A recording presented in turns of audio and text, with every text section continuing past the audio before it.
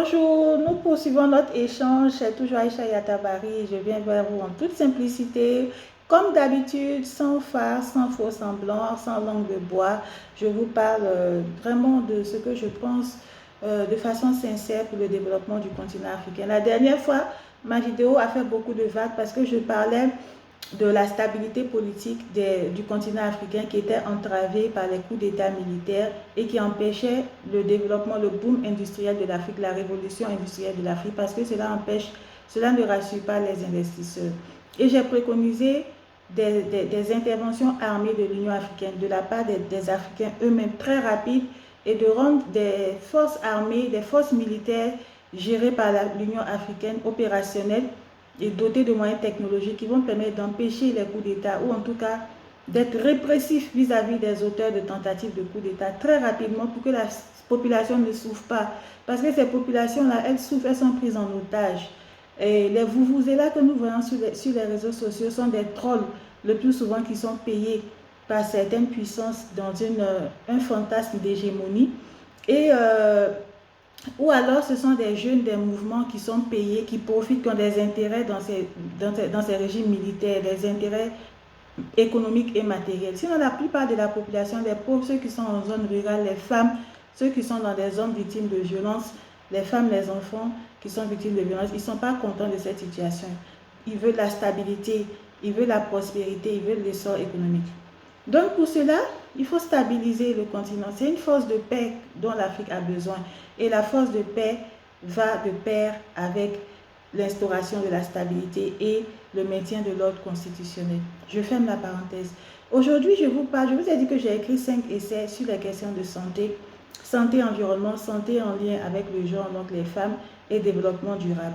Aujourd'hui, je vais vous parler de 3 pays africains, leur politique énergétique. Ce sont des pays sur la voie de l'émergence ou émergents. Ce sont des pays anglophones africains. La prochaine fois, je vais vous parler d'un pays francophone d'Afrique de l'Ouest. Je vous dirai à la fin de quel pays il s'agit et l'admiration que j'ai pour le président de ce pays. Les gens qui veulent, celui qui n'est pas content, il saute et puis il cale en l'air. Moi, je dis ce que je pense. Je ne suis pas payée par quelqu'un. J'ai fait mes recherches. Je fais la présentation de mes recherches. Elles s'inscrivent dans un contexte qui est là. Il y a des difficultés, des contraintes, des entraves au développement du continent africain. On doit défaire ça pour mettre en place une stabilité. Nous, on a une vision sur le long terme, mais il faut de la stabilité pour cela. Et il faut des partenariats avec des investisseurs étrangers, sans oublier les capitaux qu'on peut mobiliser par les acteurs privés sur le continent africain. Donc, on parle de révolution industrielle du continent africain. Moi, où ça me concerne, où j'interviens? J'interviens parce que qui dit industrialisation dit énergie. Surtout aujourd'hui, le développement durable, ce n'est pas une mode. Ce n'est pas une question de mode. Moi, ça fait 10 ans que je fais ces recherches. Ce n'est pas un effet de mode. Ça fait 10 ans, on est en 2024. J'ai commencé mes recherches sur cette question en 2014. Ça fait 10 ans. J'ai commencé à publier sur des sites sur les questions de développement durable. Ce n'est pas un effet de mode. Depuis la COP 21 2015 à Paris, j'ai commencé à écrire sur toutes les COP. J'ai fait des résumés, j'ai rassemblé, j'ai fait un essai, c'est publié dans les bibliothèques universitaires dans le monde. Donc, il faut que je me présente pour que les gens sachent que je ne suis pas là pour parler de politique, mais la politique impacte les politiques, les stratégies de développement, les partenariats pour mettre en place des stratégies pour l'industrialisation inclusive et durable que nous voulons pour le continent, profitable aux femmes et aux enfants, profitable aux plus pauvres aussi, dans une notion d'équité, de justice sociale. Donc, je reviens à mon sujet. Donc, qui dit industrie dit politique énergétique. Et aujourd'hui, on parle de politique énergétique respectueuse de l'environnement, de la planète et de la santé des femmes, des enfants, de la population en général. Voilà où moi j'interviens parce que j'ai fait des recherches sur la santé environnement et sur la santé liée aux gens. Je me suis beaucoup focalisée sur les questions de pauvreté, les interférences entre la santé et la pauvreté. Voilà pourquoi les situations de pays qui se retrouvent dans des situations précaires à cause de violences militaires qui les propulsent dans un cycle de violence, d'instabilité qui impacte les plus pauvres, les femmes et les enfants. Ça me touche et je parle de ça parce que je suis légitime pour parler de ça, parce que j'ai beaucoup milité pour la paix, pour la lutte contre la pauvreté sur le continent, pour le développement durable, pour les femmes. Donc voilà un peu le décor qui est planté. Les pays dont je vais vous parler de ces 3 pays anglophones et la prochaine fois, je vais vous parler d'un pays d'Afrique de l'Ouest dont j'admire le dirigeant. Et certains vont être fâchés, ils vont penser que moi je suis de ces mercenaires qui sont payés par certaines puissances ou par certains acteurs politiques pour faire leur promotion sur les réseaux sociaux. Non, j'ai organisé un prix avec ma structure Améthyste Conseil pour récompenser un leadership africain aligné avec le développement durable. J'ai sélectionné 7 présidents sur la base d'indicateurs liés à l'environnement, à la santé, au genre, à la lutte contre la pauvreté, à la construction d'infrastructures, à la vision, à la croissance économique et aussi à l'endettement. Donc, de façon très objective, j'ai relevé les points faibles et les points forts de chacun de ces 7 présidents. Il y avait la Côte d'Ivoire, le Rwanda, le Sénégal, le Maroc, l'Afrique du Sud, le Ghana, voilà, je pense que le Nigeria. Et chacun avait ses points forts, ses points faibles, et sur la base de ces 5 indicateurs, la société civile a voté. Il y a eu un membre du jury, on a élu un président qui représentait au mieux la vision, la volonté de la société civile africaine. Avec l'œil averti de ces experts, on a élu un président et les autres aussi ont été mis en lumière. Donc c'est un de ces présidents d'Afrique de l'Ouest que je vais vous présenter dans ma prochaine vidéo. Je vous dirai à la fin c'est qui. Celui qui n'est pas content, il saute, il cale en l'air. Je dis ce que je pense, j'ai le droit, c'est mon espace. Donc je reviens aux politiques énergétiques. L'Afrique du Sud a développé le nucléaire. C'est un pays. Déjà, moi, ce qui me concerne, c'est l'impact de ces politiques énergétiques sur la santé environnementale et sur la santé des populations. Donc, l'Afrique du Sud, évidemment, comme moi, j'ai fait des études de coopération internationale ici en France, en plus de ma spécialisation en santé, j'ai une vision plus large, un peu multidisciplinaire et un peu transdisciplinaire. Donc, voilà. L'Afrique du Sud, qui est un pays émergent en Afrique, c'est le seul à détenir l'énergie nucléaire. Parce que pourquoi? D'abord, il faut savoir que l'énergie nucléaire, ça coûte cher à mettre en place. Ça coûte cher à entretenir, c'est des sommes énormes. C'est des projets pharaoniques, c'est des sommes énormes. Ça coûte cher à entretenir, ça coûte cher à mettre en place. Voilà pourquoi il y a des pays ici en Afrique, comme le Nigeria, qui sont des pays riches, première économie mondiale, africaine, aux dernières nouvelles, et ils n'ont pas de nucléaire, mais l'Afrique du Sud a le nucléaire compte tenu de son niveau d'infrastructure, de politique énergétique, de mix énergétique avancé et de niveau d'éducation de la population, voilà, qui peuvent attirer facilement les investisseurs. Ils ont les infrastructures, ils ont les moyens pour réaliser de tels projets. L'Afrique du Sud est le seul pays africain.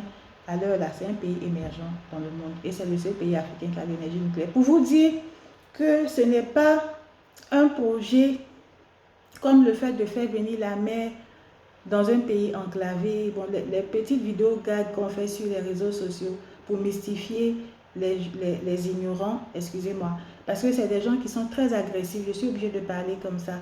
C'est des gens qui sont très agressifs. On ne peut pas les caresser dans le sens du poil. Donc, ce n'est pas comme ça, on se lève pour créer une centrale nucléaire. Ça prend déjà 7 ans. Ça, dans les pays développés, le temps moyen pour construire une centrale nucléaire. Vous voyez un peu. Et ça nécessite des moyens énormes, comme je disais, à investir. Maintenant, parlons même de l'impact sur la santé. Ça nécessite aussi une certaine stabilité dans un pays. Parce qu'un pays qui emploie à l'insécurité, qui se lance dans cette aventure-là. Vous savez, les déchets nucléaires, 97% ne sont pas hautement radioactifs. Mais il y a 3% restants, c'est eux les plus dangereux, c'est les 3% là, c'est là le problème. Sinon, 97%, leur radioactivité s'élimine, mais les 3% hautement radioactifs nécessitent des infrastructures énormes, particulières de stockage.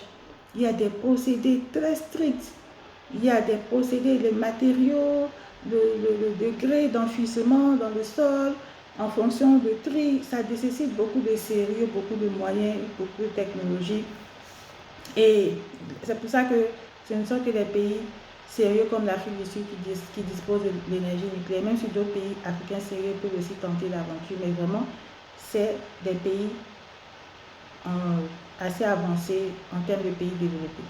Donc, l'enfouissement des déchets nucléaire radioactif, malgré toutes les précautions qui sont prises, il y a des risques de contamination des sols et ça peut contaminer par la nourriture, ça peut contaminer les habitants, ça peut contaminer par l'eau les habitants. Voilà pourquoi ça nécessite des précautions particulières.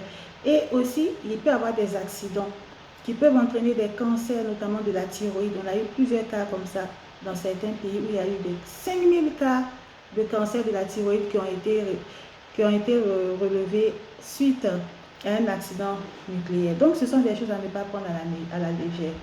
Donc, après l'Afrique du Sud que j'ai voulu citer avec l'exemple du nucléaire, pour moi, le nucléaire, c'est une bonne énergie. C'est une énergie à bas carbone. En tout cas, c'est un bon compromis pour l'Afrique, pour les pays africains développés ou émergents qui ont les moyens. C'est un bon compromis avec un mix énergétique où on va combiner des énergies renouvelables. Maintenant, prenons le cas de l'Éthiopie. Pourquoi je me suis intéressée à l'Éthiopie? Tout d'abord parce que c'est le siège de l'Union africaine en Éthiopie et c'est un pays, j'aime bien Addis Abeba, j'ai toujours rêvé d'aller là-bas.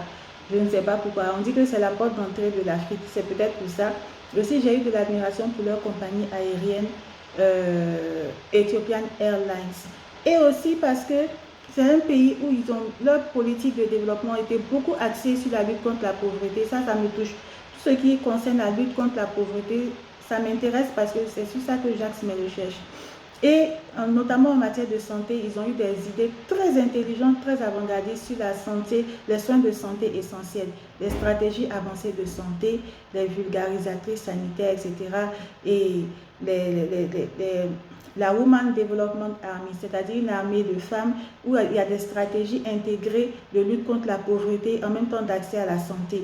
Donc ce pays m'a intéressée pour toutes ces raisons, puis culturellement, l'histoire de l'Union africaine, leurs leaders et tout. Donc, et puis par rapport à Ethiopian Airlines, je me dis, mais la plus grande compagnie d'aviation civile du continent africain. Donc, ça veut dire que sur le plan énergétique, ils doivent avoir développé des politiques intéressantes aussi, même si on n'a pas un nombre élevé de la population qui a accès à l'électricité. Je me suis un peu intéressée. J'ai vu que là-bas, il y avait l'hydroélectricité qui fournissait à 90% l'électricité. Donc, la source d'énergie la plus importante, voilà, la majeure partie du mix énergétique éthiopien est constituée à 90% de l'hydroélectricité, c'est-à-dire à partir de l'eau. Et j'ai trouvé ça intéressant parce que c'est une énergie renouvelable.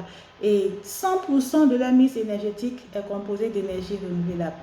Donc, ce qui m'emmène au Nigeria, qui est un géant aussi, et malheureusement qui a basé son économie sur le pétrole, et il est un peu vulnérable vis-à-vis de ça, même si c'est un pays dont j'admire les efforts d'industrialisation, les raffineries, et surtout basé sur le partenariat public-privé. Voilà, entre le secteur public et le secteur privé, il y a des raffineries, des projets d'innovation portuaire et les biens d'industrie pour les biens de consommation. Comme ils ont le pétrole, leur secteur, ils ont bien développé leur industrie, mais en même temps c'est une faiblesse parce que le pétrole c'est une énergie fossile qui produit des gaz à effet de serre. Et ces gaz à effet de serre, quelles sont les conséquences d'abord déjà sur la santé? Au niveau des affections respiratoires, c'est prouvé que déjà sur l'environnement, les gaz à effet de serre entraînent un réchauffement climatique qui entraîne des conséquences au niveau respiratoire, tout ce qui est asthme, bronchopneumopathie obstructive, maladies allergiques de type respiratoire. L'augmentation des gaz à effet de serre exacerbe cela. Il y a aussi les maladies hydriques, c'est-à-dire les maladies de l'eau sale, parce que le réchauffement climatique dû aux gaz à effet de serre, là, ça peut entraîner une sécheresse qui va entraîner une difficulté d'accès à l'eau potable avec des maladies hydriques comme le choléra. Ça peut entraîner aussi des pluies diluviennes qui vont entraîner aussi l'augmentation des maladies hydriques, des maladies de l'eau sale, avec des maladies comme le choléra, la bilharziose, etc. Ça augmente la recrudescence d'affections comme le paludisme, la dengue. Et aussi, ça détruit l'habitat naturel de certains mammifères, de certains rongeurs, qui fait qu'ils entrent en contact avec d'autres animaux. Par exemple, les chauves-souris peuvent entrer en contact avec des rongeurs, des chimpanzés qui vont être consommés, par exemple au Congo, par les hommes. Ça peut créer des épidémies d'Ebola.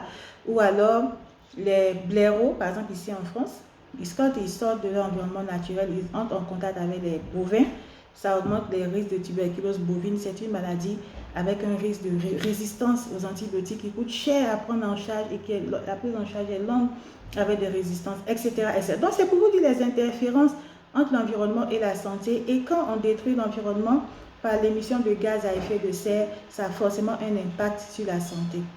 Voilà un peu. Donc, qu'est-ce que le Nigeria peut faire? Puisque nous sommes à l'ère de notre boom industriel, le Nigeria peut développer les gaz naturels, l'industrie, la production d'énergie à base de gaz naturel qui est plus décarboné que le pétrole, de façon, dans le cas d'une transition, et développer vraiment une montée en puissance des énergies renouvelables à côté, puisque c'est un pays où il y a la technologie, il y a l'argent.